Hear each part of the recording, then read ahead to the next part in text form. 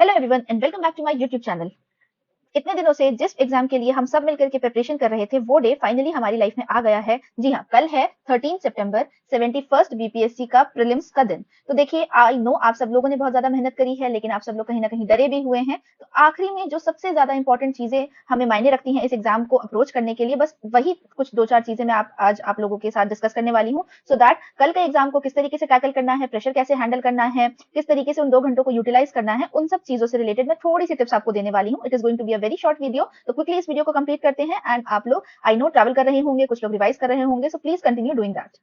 तो देखिए, सबसे पहली चीजें हैं कि आई एम एक्सपेक्टिंग कि ज्यादा से ज्यादा लोग अपने सेंटर पर पहुंच गए होंगे या अपने सेंटर की तरफ निकल चुके होंगे। और जो लोग मॉर्निंग में जाने वाले हैं, प्लीज प्लीज मेक श्योर कि आप लोग सेंटर पे एटलीस्ट मिनिमम 2 घंटे पहले पहुंचे। वैसे तो बीपीएससी ने जो रिपोर्टिंग टाइम दिया है दैट इज 9:30 AM, ताकि आप 2.5 घंटे पहले सेंटर पे पहुंच जाएं। गेट्स क्लोज हो जाएंगे 11 बजे, तो प्लीज 11 बजने तक का कोई वेट मत कीजिएगा। ट्राई करिएगा कि 10:30 तक आप लोग जाकर के अपने अपने रिस्पेक्टिव क्लासरूम्स में चेकिंग वगैरह हो जाने के बाद जाके सीटेड हो जाए, सो दैट लास्ट मोमेंट किसी भी तरीके का कोई क्योस ना हो।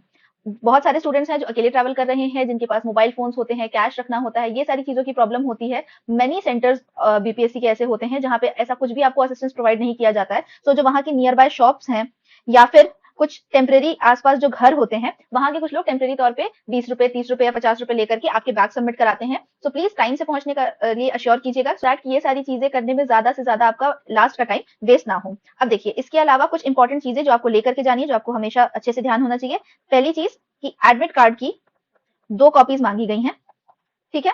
इंस्ट्रक्शंस वाला पेज नहीं भी लेके जाएंगे तो कोई प्रॉब्लम नहीं है, बट 2 कॉपीज जिसमें क्लियरली आपका फोटो, सिग्नेचर और बारकोड विजिबल हो, ये दोनों कॉपीज आपको लेके जानी होती है। एक आपको साइन करके वहीं सबमिट करनी होती है अपनी ओएमआर शीट के साथ में, और दूसरा जो एडमिट कार्ड है वो आप लेकर के वापस घर पे आ जाते हैं। जो एडमिट कार्ड आप घर पे लेकर के आते हैं, उसी में जब वहां बायोमेट्रिक हो रहा होता है तो वो एक छोटा सा स्क्वायर स्टिकर जो है वो आपके एडमिट कार्ड के ऊपर पेस्ट करते हैं। सो जस्ट मेक श्योर, कई बार सेंटर्स में भी कंफ्यूजन होता है कि जिस एडमिट कार्ड पे उन्होंने ये स्टिकर पेस्ट किया है, ये वाला आपको लेकर के घर आना है, ना कि वहां पे सबमिट करना है। कई बार इन्विजिलेटर्स को भी नहीं पता होता है, तो ये क्योस भी थोड़ा बहुत हो जाता है, ठीक है। तो एडमिट कार्ड की 2 कॉपीज आपको लेकर जानी है। इसके अलावा ब्लैक या फिर ब्लू बॉल पॉइंट पेन, ठीक है। जेल पेन नहीं लेके जाना है, ओएमआर फिल करने में वो फैल सकता है, आपका पूरा का पूरा ओएमआर खराब हो जाएगा। बॉल पॉइंट पेन लेके जाने हैं। देखिए, 2 पेन काफी होते हैं, ठीक है। अगर आप चाहें तो 3 रख लीजिए, बट बहुत सारे पेन लेके जाने का कोई मतलब नहीं है, क्योंकि वो ना ही ट्रांसपेरेंट पाउच, ना ही आपको किसी भी तरीके का ज्योमेट्री बॉक्स वगैरह अंदर ले जाने देते हैं। सो इट इज बेटर कि आप 2 या 3 ब्लू या ब्लैक कोई एक कलर के बॉल पॉइंट पेन कैरी करें अपने साथ में। इसके अलावा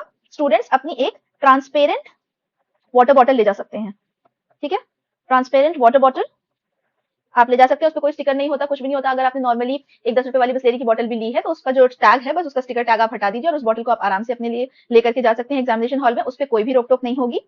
इसके बाद आपका photo ID card, photo ID card is very important. Photo ID card आप लोगों को लेके जाना है। तो देखिए, ये जो 4 चीजें हैं, ये वो हैं जो आपको सेंटर के अंदर लेकर के जानी है। इसके अलावा सेंटर के अंदर आपको और कुछ भी ले जाने को नहीं मिलेगा, नो मैटर आपने उसे ट्रांसपेरेंट पन्नी में रखा है, पैकेट में रखा है, कुछ भी रखा है, ये आप ले जा सकते हैं। एंड स्टूडेंट्स कुछ कैश कैरी कर सकते हैं जो आपकी पॉकेट में होगा, वो आप जब चेकिंग करवाएंगे तो उस टाइम पे आप जो भी आपकी चेकिंग कर रहे हैं उन्हें आप दिखा दीजिए कि I am carrying this much amount of money, ठीक है। अब देखिए, क्या नहीं करना है। सबसे पहली चीज तो अवॉइड रिंग्स, इयररिंग्स, लॉकेट्स, ठीक है, बेल्ट्स, ठीक है। सोल वाली चप्पलें जिसमें बहुत ज्यादा हाई सोल होता है, या फिर सोल या फिर जो हील वाली जो फुटवेयर होते हैं, वैसी चीजें आप अवॉइड करें। देखिए, मैं नहीं कह रही कि हर सेंटर पे ये सारी चीजों को उतरवा लिया जाता है, but it is a fact कि सारे सेंटर्स पे अलग अलग रूल्स एंड रेगुलेशंस होते हैं। कहीं पे वो आपको बेल्ट के लिए उतना माइंड नहीं करेंगे, कहीं पे वो बेल्ट भी निकलवा देंगे, कहीं कहीं पे उन्हें रिंग्स इयरिंग से कोई फर्क नहीं पड़ता है, ठीक है। एंड वॉचेस तो बिग नो, ये तो आपको लेके ही नहीं जानी है, ठीक है। हर बीपीएससी के क्लासरूम में जहां पे एग्जाम हो रहा है, वहां पर घड़ी लगी हुई होती है दीवार पे। ये सेंटर वालों का काम है, वो मेक श्योर करते हैं कि हर क्लासरूम में एक घड़ी लगी हुई हो। आपको वॉच नहीं पहन करके जानी है, एनालॉग है, कौन सी है, सिंपलेस्ट फॉर्म में है, कुछ भी है, नहीं पहनना है। देखिए, जितने भी लोग ये सारी चीजें अगर मतलब जाने से पहले ही अवॉइड कर देंगे, तो उनके लिए एक चीज आसानी ये हो जाएगी, जब आप चेकिंग कराने के लिए अंदर घुसेंगे तो सबसे अच्छी चीज है कि आपने गेट से एंटर किया, आपके हाथ में आपके एडमिट कार्ड है, पेन है, पानी की बोतल है, फोटो आईडी कार्ड है, बस इसके अलावा कुछ है ही नहीं। 2 सेकंड के अंदर वो आपकी फ्रिस्किंग करेंगे, चेकिंग होगी और आप जाकर के क्लासरूम में बैठ सकते हैं। तो इसीलिए मैं हमेशा सजेस्ट करती हूँ लोगों को कि ट्राई कीजिए कि मत पहने, ठीक है। आपको आदत है रिंग्स पहनने की, इयरिंग्स पहनने की, यार एक दिन उतार करके चले जाइए, क्या प्रॉब्लम हो जाएगी, ठीक है। तो ये चीज आपको अवॉइड करनी है। और एक और चीज जो आपको अवॉइड करनी है वो ये है कि अननेसेसरी कॉन्वर्जेशन अपने क्लासरूम में इधर उधर। अब जो लोगों के पास 1 घंटा होता है उसमें आप ट्राई करिए कि मन मन में अगर कुछ रिवाइज हो जाए तो ठीक है, वरना हेड डाउन करके लेट जाइए। जितना ज्यादा बोलेंगे उतना ज्यादा आपकी एनर्जी लॉस होगी और फिर आपको पेपर के टाइम में थोड़ा सा डिस्ट्रैक्शन हो सकता है उसकी वजह से। तो ट्राई कि बहुत ज्यादा कॉन्वर्जेशन ना करें, ना सेंटर के बाहर खड़े होकर, ना सेंटर के अंदर, क्लासरूम में बैठने के बाद। ऑल्सो किसी भी तरीके के कॉन्फ्लिक्टिंग मैटर में इंडल्ज नहीं होना है। पेपर अभी तक नहीं आ रहा, ये नहीं हो रहा, वो नहीं हो रहा, ठीक है, सारी चीजें वहां के जो लोग हैं, इन्विजिलेटर्स हैं, स्कूल अथॉरिटीज हैं, उनके ऊपर हम लोगों से 1000 गुना ज्यादा प्रेशर होता है सारी चीजों को स्मूथली कंडक्ट कराने का। They will try to make sure कि सारी चीजें इजिली हो जाएं। ठीक है, आप लोगों को गुस्सा नहीं करना है, टीचर से बहस नहीं करनी है, कोई इन्विजिलेशन के टाइम पे किसी भी तरीके का क्योस नहीं क्रिएट करना है। जितना पीसफुल माइंड से आप जाएंगे, पीसफुली एग्जाम देंगे, अपने काम से काम रखेंगे, उतना ज्यादा बेहतर रहेगा आपको एग्जाम सॉल्व करने के लिए। अब इसके अलावा जो कुछ बातों का आपको ध्यान रखना है वो ये है कि इतने दिनों से आप लोगों ने डेफिनेटली टेस्ट वगैरह दे रहे होंगे तो अपना पैटर्न सबको पता चल गया होगा। 2 घंटों का इस्तेमाल बहुत ही ज्यादा एफिशिएंटली करना है। फर्स्ट रीडिंग में जब आपने क्वेश्चंस मार्क किए, ठीक है, फर्स्ट रीडिंग में आपने रफली क्वेश्चन पेपर पर मार्क करते चले गए कि ठीक है, फॉर एग्जांपल 1 का हमें ए लग रहा है, 2 का हमें नहीं पता, 3 का बी है, जो भी चीजें हैं इस तरीके से हमने मार्क किया। सेकेंड रीडिंग करने से पहले ये जो फर्स्ट रीडिंग वाली चीजें हैं इनको ओएमआर शीट पे मार्क कर दीजिए, बिकॉज जो फर्स्ट रीडिंग में हम जिन क्वेश्चंस को मार्क करते हैं उनमें हम श्योर होते हैं, ठीक है, उसके उस क्वेश्चन को जितनी बार आप रिविजिट करेंगे उतना आप और कंफ्यूज होते चले जाएंगे। तो जो पहली ही इंस्टेंस में क्वेश्चन पढ़ते साथ जो आंसर दिमाग में आता है, जो हमारी गट फीलिंग इंटेंशन के साथ होता है, वी हैव टू ट्राई कि हम उसी पे स्टिक रहें, ज्यादा अपने आंसर्स बार बार चेंज ना करें। वरना अक्सर लोगों के साथ होता है कि बी और सी में डाउट लग रहा था, ठीक है, कई बार ये होता है कि हाँ हम श्योर है कि सी मार्क करना है, फिर एंड में जब हम सेकंड रीडिंग करते हैं, थर्ड रीडिंग करते हैं, टाइम जा रहा होता है तो हम बी मार्क करके आ जाते हैं, और फिर घर पे आकर के जब आंसर किया थी तो ये होता है कि अरे मैंने सही मार्क किया था बट फिर मैंने गलत करके अपना क्वेश्चन का आंसर चेंज कर दिया। तो ये कंफ्यूजन ना हो, इसीलिए पहली रीडिंग के बाद उन्हीं क्वेश्चन को मार्क करें जिसमें आप 100% श्योर है और उसे ओएमआर में फिल कर दें। सेकंड रीडिंग करें, सेकंड रीडिंग के साथ में मैथ्स सॉल्व कर लें और उसके बाद फिर से इन्हें ओएमआर में मार्क कर दें। After doing this, count the number of questions कि आपने कितने अटेम्प्ट किए हैं। ठीक है, देखिए एक सेफ अटेम्प्ट होता है कि मिनिमम 120 क्वेश्चंस हैं अगर आप वो अटेम्प्ट करके आ रहे हैं, ठीक है, सॉरी 120 क्वेश्चंस, ठीक है, 120 क्वेश्चंस मिनिमम है। और एक जो अच्छा रेंज होता है नंबर ऑफ क्वेश्चंस अटेम्प्ट करने का, दैट इज 125 टू 135, कंसिडरिंग कि हमें बहुत ज्यादा रिस्क भी नहीं लेना है जिससे बहुत ज्यादा नेगेटिव ना चला जाए। जो लोग 135 प्लस कर पा रहे हैं, very well done, but please make sure कि ज्यादा से ज्यादा रिस्क नहीं लेना है। जब आपने यहाँ पे इन दोनों रीडिंग्स के बाद ओएमआर मार्क करी है और फिर आपने देखा कि फॉर एग्जांपल आपने अब तक 115 क्वेश्चंस अटेम्प्ट कर लिए हैं, तो आप अब आगे के जो 10 क्वेश्चंस है जिसपे कहीं ना कहीं आपको 50-50% डाउट है या फिर आपको लग रहा है कि मैंने कहीं पढ़ा है, ऑप्शन देखा हुआ है, तो आप फिर आगे के 10 क्वेश्चंस के ऊपर, जिसे बोला जाता है कि रिस्क ले सकते हैं, या 10 से 12 भी हो सकते हैं वो सवाल, ठीक है। तो इसी तरीके से आपको अपने आप को जज करना है कि आपने कितने क्वेश्चंस मार्क किए हैं और कितने पे आपको रिस्क पैटर्न पे खेलना है। अगर आपने 2 रीडिंग के बाद 115 क्वेश्चन किए हैं तो आप 10 क्वेश्चंस पे खेलिए, क्योंकि आपका थोड़ा सा कंपैरेटिवली वीक चल रहा है कि सिर्फ 115 ही क्वेश्चन मार्क हुए हैं।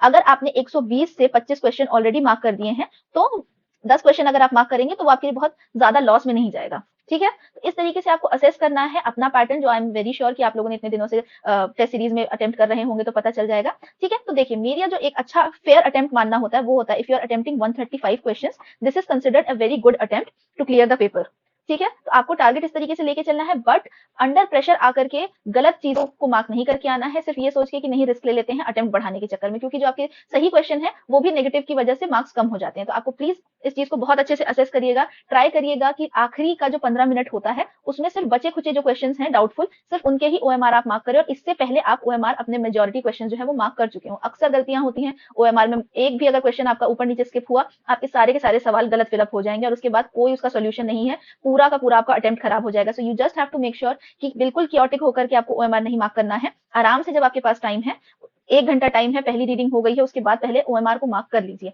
बहुत ही ज्यादा केयरफुली ओएमआर मार्क करने का है, क्योंकि देखिए सारा का सारा हो सकता है कि अगर आपने क्वेश्चन पेपर में ए मार्क किया है, ए के आगे टिक लगाया है, लेकिन जब आपने ओएमआर फिल किया तो वहां पे बी ऑप्शन के नीचे में आपने ओएमआर को मार्क करके आ गए हैं। तो ऐसे में क्या होता है कि जब हम घर आते हैं तो हम क्वेश्चन पेपर पे मार्क किए हुए अपने ऑप्शंस के हिसाब से कैलकुलेट करते हैं, एंड लोग बोलते हैं कि हमारे 104 सही हो रहे हैं या फिर हमारे 98 सही हो रहे हैं, जो भी, बट बाद में जब आंसर की आती है या फिर जब आपका ओएमआर आपको मिलता है तब आपको रियलाइज होता है कि हमने चीजें गलत मार्क कर दी थी। तो ये जो ओएमआर मार्किंग है इसे बिल्कुल लाइटली नहीं लेना है, मेक श्योर करना है कि यहाँ ए मार्क किया है तो यहाँ पे भी हम ए वाले ऑप्शन को ही करेक्टली मार्क करके आएंगे। ओएमआर मार्किंग में बहुत ज्यादा ध्यान रखना है, कॉन्फिडेंट रहना है, ट्राई करना है, सिली मिस्टेक्स ना करें, अपनी गट फीलिंग पे बिलीफ रखना है। आप लोगों ने इतने दिन से मेहनत करी है, बहुत मेहनत करी है, तो कहीं ना कहीं सवाल आपको पता है, बस उन्हें उनके आंसर भी वही हैं, सारे के सारे जो चारों ऑप्शन होते हैं उन्हीं में कहीं ना कहीं आंसर छुपा है, बस आपको उस वक्त पे अटेंटिव रह करके अपना आंसर निकालना है।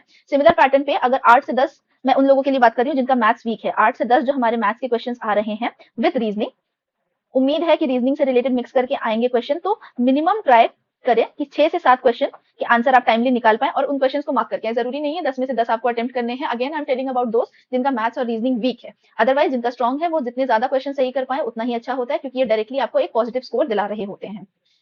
इसके अलावा बस यही है, अपने पर भरोसा रखें, अपनी गट फीलिंग पर भरोसा रखें, क्योंकि सिली मिस्टेक्स 2-4 होनी आम बात है, सबके साथ ऐसा होता है, हर कोई सिली मिस्टेक्स करके आता है, बट मेक श्योर करना है कि आपकी सिली मिस्टेक्स दूसरों से बहुत ज्यादा ना हो जाए। 2 से 4 क्वेश्चन सिली मिस्टेक होना कोई बड़ी बात नहीं है, बट हमें ट्राई करना है कि जितना मिनिमाइज हो पाए उतना ज्यादा अच्छे से रखना है। उम्मीद करती हूँ आप सब लोग सेंटर टाइम से पहुंच जाएंगे, टाइम से एग्जाम स्टार्ट हो जाए, बिना किसी प्रॉब्लम के हमारा कल का जो एग्जाम है ये सक्सेसफुली कंडक्ट हो जाए 71st बीपीएससी। एंड उसके बाद प्लीज जाकर के रेस्ट कीजिएगा, आंसर की ऑफिशियली बीपीएससी प्रोवाइड करता है, उसके बाद वी विल डिस्कस जो भी प्रोविजनल आंसर की आएगी। मैं अपनी तरफ से कोई आंसर की प्रोवाइड नहीं करूंगी, क्योंकि कोई मतलब नहीं है पहले से उन चीजों को डिस्कस करने का। बीपीएससी अपनी आंसर की देगा, उस आंसर की से हम डिस्कस करेंगे और उसके बाद की चीजें आगे चलती चली जाएंगी। कट ऑफ क्या होगा क्या नहीं होगा ये सब नहीं सोचना, आपको सिर्फ ये सोचना है मैंने इतने महीनों से पढ़ाई करी है, मुझे जो आता है मैं उसमें अपना बेस्ट करके आऊंगा या करके आऊंगी, बस ऊपर वाले का नाम लेना है। सुबह सेंटर जाने से पहले एग्जाम को एकदम अच्छे शांत मन से अपीयर होना है, बहुत अच्छे से पूरा करके आना है। एंड आई एम होपिंग कि आप लोगों में से ज्यादा लोगों का 71st बीपीएससी बहुत बहुत अच्छा जाएगा। तो मेरी तरफ से सबको ढेर सारी शुभकामनाएं। All the very best to everyone and let's go for it.